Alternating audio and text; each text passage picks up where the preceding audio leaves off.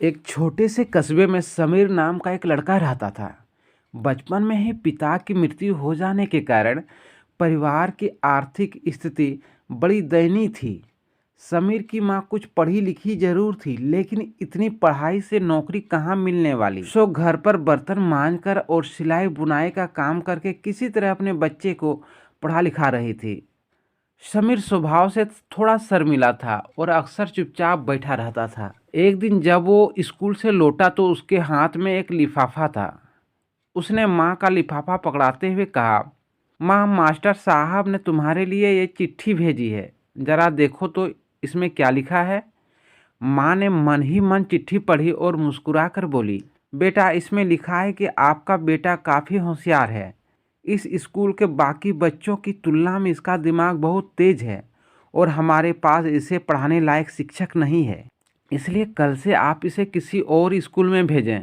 यह बात सुनकर समीर को स्कूल ना जा सकने का दुख तो हुआ, पर साथ ही उसका मन आत्मविश्वास से भर गया कि वो कुछ खास है और उसकी बुद्धि तीव्र है।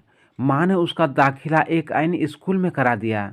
समय बीतने लगा। समीर ने खूब मेहनत से पढ़ाई की। आगे चलकर उसने सिविल सर्विस परीक्षा की पास की और आईएएस ऑफिसर बन गया। समीर की माँ अब बूढ़ी हो चुकी थी और कई दिनों से बीमार भी चल रही थी और एक दिन अचानक उनकी मृत्यु हो गई। समीर के लिए यह बहुत बड़ा आघात था। वह बिलख बिलख कर रो पड़ा। उसे समझ नहीं आ रहा था कि अब अपनी माँ के बिना वो कैसे जिएगा। रोते रोते वो उसकी माँ की पुरानी अलमारी खोली और हाथ में उनका माला, चश्मा और अन्य वस्तुएं लेकर चूमने लगा। उस अलमारी में समीर के पुराने खिलौने और बचपन के कपड़े तक संभाल कर रखे हुए थे। समीर एक एक कर सारी चीज़ें निकालने लगा और तभी उसकी नज़र एक पुरानी चिट्ठी पर पड़ी। दरअसल ये वो चिट्ठी थी जो मास्टर साहब ने उसे 18 साल पहले दी थी। नम आंखों से समीर उसे पढ़ने लगा।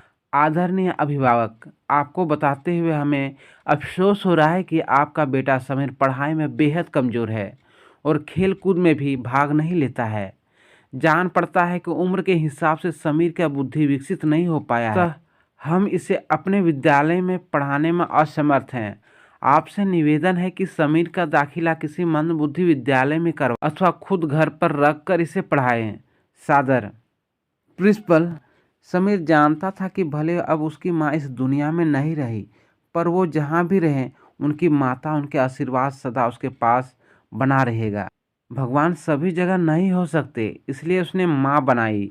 माँ से बढ़कर त्याग और तपस्या की मूरत भला और कौन हो सकता है। हम पढ़ लिख लें, बड़े होकर कुछ बन जाएं, इसके लिए वो चुपचाप न जाने कितनी कुर्बानियाँ देती हैं। अपनी ज़रूरतें मार कर हमारी शौक़ पूरा करती है।